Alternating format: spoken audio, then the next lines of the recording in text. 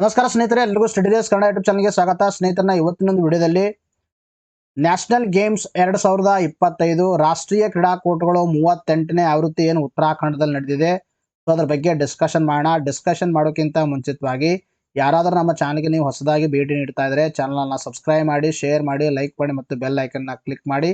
Because ನಾನು video upload ಮಾಡಿದಾಗ ನಿಮಗೆ ಬೇಗನೆ ನೋಟಿಫಿಕೇಶನ್ ಬರುತ್ತೆ. ನೋಡಿ, ಇನ್ನೊಂದೇನೆಂದರೆ ವಿಡಿಯೋನ ಸ್ಕಿಪ್ ಮಾಡದೆ ಕೊನೆವರೆಗೆ ನೋಡಿ. ಮುಂದೆ ಬರ್ತಕ್ಕಂಥ ಎಕ್ಸಾಮಿನೇಷನಲ್ಲಿ ಇದರ ಮೇಲಿಂದ ಒಂದು ಪ್ರಶ್ನೆಯನ್ನು ಕೇಳುವ ಸಂಭವನೀಯತೆ ಜಾಸ್ತಿ ಇದೆ. ಸೊ ಅದಕ್ಕೆ ಒಂದು ಸಪ್ರೇಟ್ ವಿಡಿಯೋನ ಇದರಿಗೋಸ್ಕರ ನಾವು ಮಾಡ್ತಾ ಇದ್ವಿ. Yes, without wasting our time, ಇವತ್ತಿನ ಒಂದು ಕ್ಲಾಸಲ್ಲಿ ನಾವು ಏನೇನು ಡಿಸ್ಕಷನ್ ಮಾಡೋಣ ಅಂದರೆ, ಈ ರಾಷ್ಟ್ರೀಯ ಕ್ರೀಡಾಕೂಟಗಳನ್ನು ಆಯೋಜನೆ ಮಾಡೋರು ಯಾರು, ಯಾವ ರಾಜ್ಯ ಆತಿಥ್ಯ ವಹಿಸಿದೆ, ಎಷ್ಟು ಪದಕ ಯಾವ ರಾಜ್ಯಕ್ಕೆ ಸಿಕ್ಕಿದೆ, ಆಮೇಲೆ ಏನೇನು ಸಾಧನೆ ಯಾವ ಕ್ರೀಡಾಪಟುಗಳು ಒಂದು ಸ್ಪೆಷಲ್ ಆಗಿ ಮಾಡಿದ್ದಾರೆ ಅಂತಕ್ಕಂಥದ್ರ ಬಗ್ಗೆ ಇನ್ ಡೆಪ್ತ್ ಆಗಿ ನಾವೇನು ಮಾಡೋಣ, ಡಿಸ್ಕಷನ್ ಮಾಡೋಣ. ನೋಡ್ರಿ, ಮೊದಲನೇನಂದ್ರೆ ರಾಷ್ಟ್ರೀಯ ಕ್ರೀಡಾಕೂಟಗಳು, ಅವಕ್ಕೆ ನಾವು ಇಂಗ್ಲೀಷ್ನಲ್ಲಿ ಏನು ಕರಿತೀವಿ ಅಂದರೆ ನ್ಯಾಷನಲ್ ಗೇಮ್ಸ್ ಅಂತ ಕರಿತೀವಿ. ಸೊ ನ್ಯಾಷನಲ್ ಗೇಮ್ಸ್ ಅದು ಎಷ್ಟನೇ ಆವೃತ್ತಿ ಪ್ರಸ್ತುತ ನಡೆದಿರ್ತಕ್ಕಂಥದ್ದು? 38ನೇ ಆವೃತ್ತಿ. ಸೊ ಎನಿಹೌ 38ನೇ ಆವೃತ್ತಿ ಇರಲಿ, ಬಟ್ ಈ ರಾಷ್ಟ್ರೀಯ ಕ್ರೀಡಾಕೂಟಗಳನ್ನು ಆಯೋಜನೆ ಮಾಡುವ ಸಂಸ್ಥೆ ಯಾವುದು? ಮೊದಲನೇ ಪ್ರಶ್ನೆ ಇರ್ತಕ್ಕಂಥದ್ದು. ರಾಷ್ಟ್ರೀಯ ಕ್ರೀಡಾಕೂಟಗಳನ್ನು ಭಾರತದಲ್ಲಿ ಭಾರತೀಯ Olympic association, that is IOA, Indian Olympic association ಅಂತಕ್ಕಂಥ ಸಂಸ್ಥೆ ಏನು ಮಾಡುತ್ತೆ, ಈ ಒಂದು ಬಹು ಕ್ರೀಡಾ ಕಾರ್ಯಕ್ರಮವನ್ನು ಆಯೋಜನೆ ಮಾಡುತ್ತೆ. ಆಯ್ತಾ? ರಾಜ್ಯಗಳು ಮತ್ತು ಕೇಂದ್ರಾಡಳಿತ ಪ್ರದೇಶಗಳು ಕ್ರೀಡಾಪಟುಗಳು ಪದಕಗಳಿಗಾಗಿ ಸ್ಪರ್ಧೆಯನ್ನು ಮಾಡ್ತಾರೆ. ಅದಕ್ಕೆ ವಿವಿಧ ರಾಜ್ಯಗಳಿಂದ ಮತ್ತು ಕೇಂದ್ರಾಡಳಿತ ಪ್ರದೇಶಗಳಿಂದ ಕ್ರೀಡಾಪಟುಗಳು ಈ ಒಂದು ನ್ಯಾಷನಲ್ ಗೇಮ್ಸ್ನಲ್ಲಿ ಪಾರ್ಟಿಸಿಪೇಟ್ ಆಗ್ತಾರೆ. ಸೊ ಈ ನ್ಯಾಷನಲ್ ಗೇಮ್ಸ್ಗಳು ಪ್ರತಿ ವರ್ಷ ನಡೆಸಲಾಗುತ್ತೆ. ಯಾವ ಸಂಸ್ಥೆ ನಡೆಸುತ್ತಂದರೆ ದಟ್ ಇಸ್ ಭಾರತೀಯ Olympic association, that is in English Indian Olympic association ಅಂತ ನಾವು ಹೇಳ್ತೀವಿ. ಮೊದಲ ರಾಷ್ಟ್ರೀಯ ಕ್ರೀಡಾಕೂಟವನ್ನ 1924ರಲ್ಲಿ ಲಾಹೋರ್ದಲ್ಲಿ ಆಯೋಜನೆ ಮಾಡಲಾಗಿತ್ತು. ಇಂಪಾರ್ಟೆಂಟ್ ಅರ್ಥ, ಫಸ್ಟ್ ಒಂದು ನ್ಯಾಷನಲ್ ಗೇಮ್ಸ್ ಎಲ್ಲಿ ಒಂದು ಆಯೋಜನೆ ಮಾಡಲಾಗಿತ್ತು ಅಂದ್ರೆ ದಟ್ ಈಸ್ ಲಾಹೋರ್ನಲ್ಲಿ ನಡೆಸಲಾಗಿತ್ತು. So Lahore that is a integral part of ಅರ್ಥ, ಸಂವಿಧಾನ ಸ್ವತಂತ್ರ ಬರೋಕ್ಕಿಂತ ಮುಂಚಿತವಾಗಿ ಭಾರತ ಮತ್ತು ಪಾಕಿಸ್ತಾನ ಎರಡೂ ಒಟ್ಟಿಗೆ ಇದ್ದು, ಸೊ ಅವಾಗ ಲಾಹೋರ್ ಕೂಡ ಭಾರತದ ಒಂದು ಭಾಗವಾಗಿತ್ತು. ಸೊ 1924ರಲ್ಲಿ ಮೊಟ್ಟ ಮೊದಲನೇ ಬಾರಿಗೆ ಲಾಹೋರ್ನಲ್ಲಿ ಮೊದಲ ರಾಷ್ಟ್ರೀಯ ಕ್ರೀಡಾಕೂಟಗಳನ್ನು ಆಯೋಜನೆ ಮಾಡಲಾಗಿತ್ತು.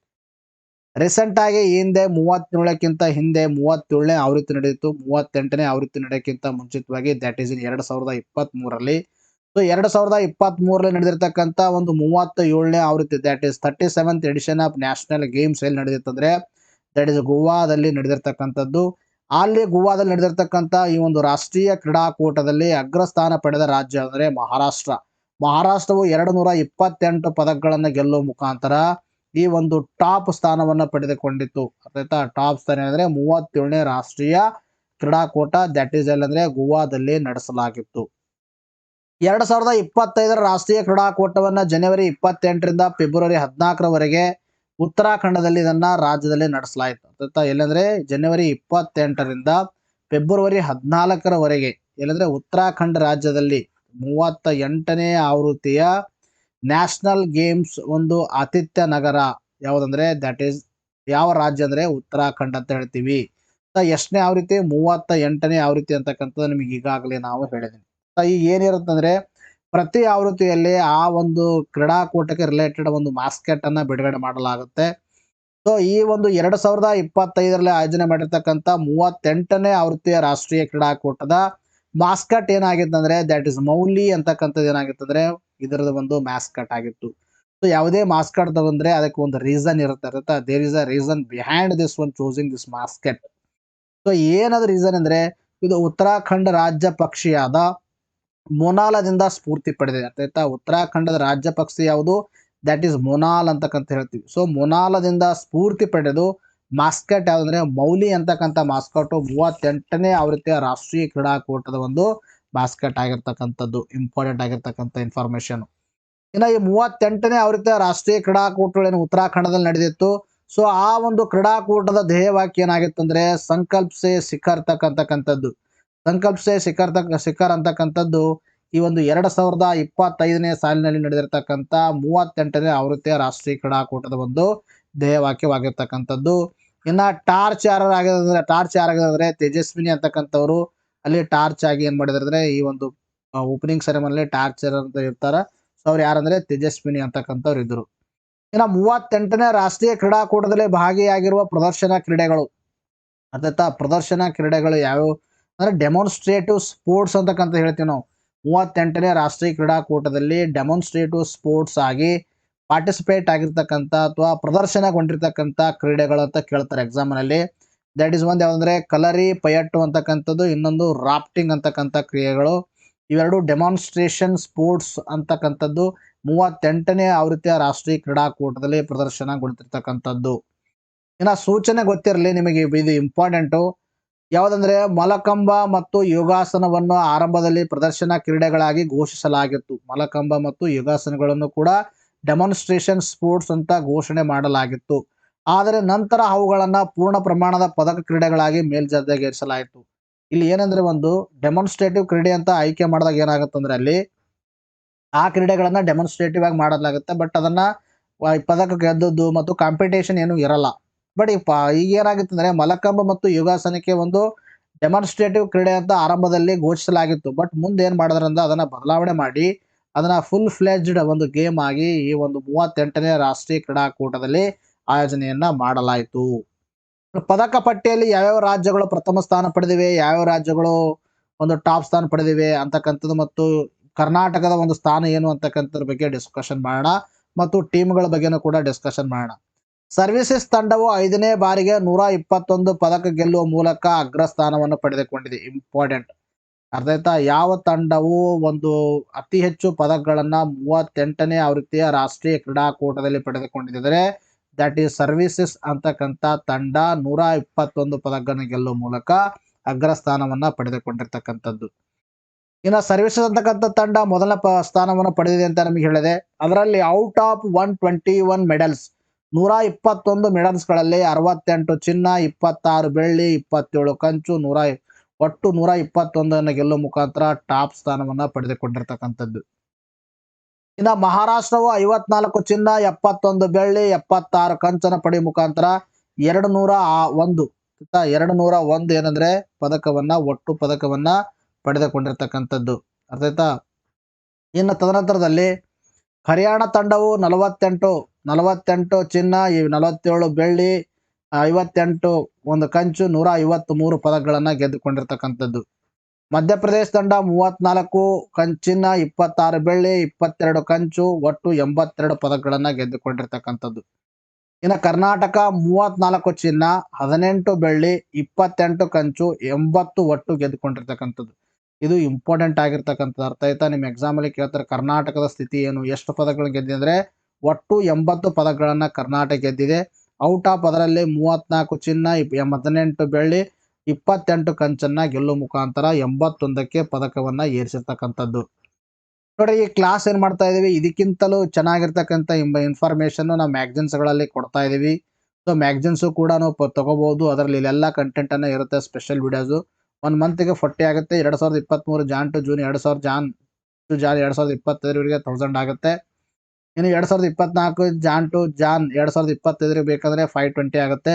2022 ಜಾನ್ ಟು ಜಾನ್ 2025 ಬೇಕಂದ್ರೆ 1500 ಆಗುತ್ತೆ. ಡಿಸ್ಕೌಂಟ್ ಅಲ್ಲಿ 1380 ಆಗುತ್ತೆ. ಐದಾರು PhonePe, Google pay, Paytm, ಬಿಪೇ ಮುಖಾಂತರ ನಂಬರ್ಗೆ ಪೇ ಮಾಡೋದನ್ನ ವಾಟ್ಸಪ್ ಅಲ್ಲಿ ಪೇಮೆಂಟ್ ಮಾಡೋ ಸ್ಕ್ರೀನ್ಶಾಟ್ ಅನ್ನ ಕಳಿಸಿರಿ, ಅಥವಾ ಡೈರೆಕ್ಟ್ ಆಗಿ ಇಲ್ಲಿ ಕೊಟ್ಟಿರ್ತಕ್ಕಂಥ ಸ್ಕ್ಯಾನರ್ಗೆ ಸ್ಕ್ಯಾನ್ ಮಾಡಿ ಪೇಮೆಂಟ್ ಮಾಡಿದಕ್ಕೆ ನೀವು ವಾಟ್ಸಪ್ ಅಥವಾ ಟೆಲಿಗ್ರಾಮ್ ಮುಖಾಂತರ ಕಳಿಸಿದ್ರೆ ನಮ್ಮ ನೋಟ್ಸ್ಗಳನ್ನ ತಮಗೆ soft format that is PDF format ಅಲ್ಲಿ ಕಳಿಸ್ತೀವಿ. ಸೊ ಯಾವ ತರ ಅಂದ್ರೆ ನಾನು ಇಲ್ಲಿ ಡೆಮೋ ಅನ್ನ ತೋರಿಸ್ತಾ ಇದ್ದೀನಿ. ಆಯ್ತಾ? ಇದು ನಮ್ಮ magazine. This is the front page of our magazine. ಇದರಲ್ಲಿ ಎಲ್ಲಾ ಕ್ವಾಲಿಟಿ ಕಂಟೆಂಟ್ಸ್ ಗಳನ್ನ ವಿಡಿಯೋದಲ್ಲಿ ಏನ್ ಕೊಡ್ತೀವಿ ಅದಕ್ಕಿಂತಲೂ ಇನ್ ಡೆಪ್ತ್ ಇನ್ಫಾರ್ಮೇಶನ್, ಅದಕ್ಕಿಂತಲೂ ಇನ್ಫಾರ್ಮೇಟಿವ್ ಆಗಿ ನಮ್ಮ ಮ್ಯಾಗಝಿನ್ ಅಲ್ಲಿ ಕೊಡ್ತಾ ಇದೀವಿ.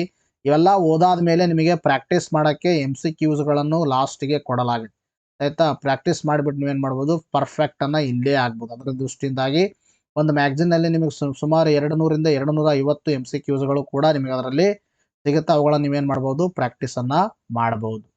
ಇನ್ನು ನೀವು ಯಾರು ಇನ್ನೂ ಫಿಸಿಕ್ಸ್ ಕ್ಲಾಸ್ ಆಯ್ತಾ ಸುಮಾರು ಜನ ಕೇಳ್ತಾ ಇದ್ರೆ ಯಾವ ತರ ಜಾಯಿನ್ ಆಗೋದು ಅಂತಕ್ಕಂಥದ್ದು, ಅದ್ರಗೋಸ್ಕರ ನಿಮ್ಗೆ ಸ್ಮಾಲ್ ವಿಡಿಯೋನು ಕೂಡ ಮಾಡ್ತೀನಿ. ಸೊ ಯಾರಿಗೆ ಗೊತ್ತಿದ್ದವ್ರು ನೀವು ಜಾಯಿನ್ ಆಗ್ಬೋದು. For physics course special video monthly current affairs join button ಅನ್ನ ಕ್ಲಿಕ್ ಮಾಡಿ ನೀವು ಕಂಪ್ಲೀಟ್ ಫಿಸಿಕ್ಸ್ ಕೋರ್ಸ್ಗೆ 399 ರುಪೀಸ್ ಅನ್ನ ಆಗುತ್ತೆ, ಪೇ ಮಾಡ್ಬೋದು. ಆ ಕೋರ್ಸ್ ಅಲ್ಲಿ ಅಂದ್ರೆ ಮೋರ್ ದನ್ 60 ಅವರ್ ಕ್ಲಾಸ್ ಇರುತ್ತೆ. Previous year question paper discussion ಇರುತ್ತೆ. ಇನ್ನು summary of 6 to 10th NCERT books ಗಳನ್ನ ಅದರಲ್ಲಿ ಸಮರಿಯನ್ನ ನೀಡಲಾಗುತ್ತೆ. ಆ ಕೋರ್ಸ್ ನಲ್ಲಿ ನೀವು ಜಾಯಿನ್ ಆಗಿ ಅದೇ ನಮ್ಮ ಯೂಟ್ಯೂಬ್ ಒಂದು ಅರ್ಥಾಯ್ತಾ ಯೂಟ್ಯೂಬ್ ನೀವು ಏನು ನೋಡ್ತಿರಲ್ಲ ಸೊ ಅದನ್ನು ಯೂಟ್ಯೂಬ್ ಸೆಕ್ಷನಲ್ಲಿ ನೀವು ಸ್ವಲ್ಪ ನೋಡ್ಬೋದು. ಜಾಯಿನ್ ಅಂತಕ್ಕಂಥದ್ದು ಇದೆ, ಜಾಯಿನ್ ಅಂತಕ್ಕಂಥದ್ದಿದೆ. ಸೊ ಅದ್ರ ಮೇಲೆ ನೀವು ಕ್ಲಿಕ್ ಮಾಡಿದಾಗ ನಿಮ್ಮ ಕೋರ್ಸ್ ಯಾವಿದಾವೆ ಎಲ್ಲ ತೋರಿಸುತ್ತೆ. ಅಲ್ಲಿ ನೀವು ರಿಕ್ವೈರ್ಡ್ ಅಮೌಂಟನ್ನು ಪೇ ಮಾಡಿ ನೀವು ಎಲ್ಲ ವಿಡಿಯೋಸ್ಗಳನ್ನು ಎಕ್ಸೆಸ್ ಮಾಡ್ಬೋದು. ನೋಡ್ರಿ, ಕರ್ನಾಟಕದಾಗಿರ್ತಕ್ಕಂಥ ಈಜು ತಾರೆಯರಾದ ದಿನಿಧಿ ದೇಶುಂಗ್ ಮತ್ತು ಶ್ರೀಹರಿ ನಟರಾಜ್ ಕ್ರಮವಾಗಿ ಮಹಿಳೆಯರ ಮತ್ತು ಪುರುಷರ ವಿಭಾಗದ ಒಂದು ಶ್ರೇಷ್ಠ ಅಥ್ಲೆಟ್ ಗೌರವಕ್ಕೆ ಪಾತ್ರರಾಗಿದ್ದಾರೆ. ಇಂಪಾರ್ಟೆಂಟ್ ಇದೆ, ಅರ್ಥ ಆಯ್ತಾ? ಈ ಒಂದು ದಿನಿಧಿ ದೇಶುಂಗ್ ಅಂತಕ್ಕಂಥವ್ರು ಯಾವ ಆಟಕ್ಕೆ ಸಂಬಂಧಪಟ್ಟಿದೆ ಅಂದ್ರೆ ಅವರು ಈಜು ಪಟು ಒಬ್ಬರು. ಇನ್ನ ಶ್ರೀಹರಿ ನಟರಾಜ್ ಅಂತಕ್ಕಂಥವ್ರು ಯಾವ ಆಟಕ್ಕೆ ಸಂಬಂಧಪಟ್ಟಿದೆ ಅಂದ್ರೆ ಅವರೊಬ್ರು ಅಥ್ಲೇಟು, ಅರ್ಥ ಆಯ್ತಾ? ಇವು ಮಹಿಳೆಯರ ವಿಭಾಗದಲ್ಲಿ ಯಾರಿದ್ರೆ ದಿನಿಧಿ ದೇಶುಂಗ್ ಅಂತಕ್ಕಂಥವ್ರು, ಪುರುಷರ ವಿಭಾಗದಲ್ಲಿ ಶ್ರೀಹರಿ ನಟರಾಜ್ ಅಂತಕ್ಕಂಥವ್ರು ಏನ್ ಮಾಡಿದರೆ ಈ ಭಾಗದ ಶ್ರೇಷ್ಠ ಅಥ್ಲೆಟ್ ಗೌರವಕ್ಕೆ ಪಾತ್ರರಾಗಿದ್ದಾರೆ. ಇಂಪಾರ್ಟೆಂಟ್. ಇನ್ನು ದಿನಿಧಿ 9 ಚಿನ್ನ 1 ಬೆಳ್ಳಿ 1 ಕಂಚು ಪದಕ ಬಾಚಿಕೊಂಡರೆ ಶ್ರೀಹರಿ 9 ಚಿನ್ನ 1 ಬೆಳ್ಳಿ ಪದಕವನ್ನ ಗೆದ್ದುಕೊಂಡಿದ್ದಾರೆ. This is very very important information. 39ನೇ ರಾಷ್ಟ್ರೀಯ ಕ್ರೀಡಾಕೂಟಗಳನ್ನ 2027ರಲ್ಲಿ ಮೇಘಾಲಯದಲ್ಲಿ ನಡೆಯಲಿದೆ.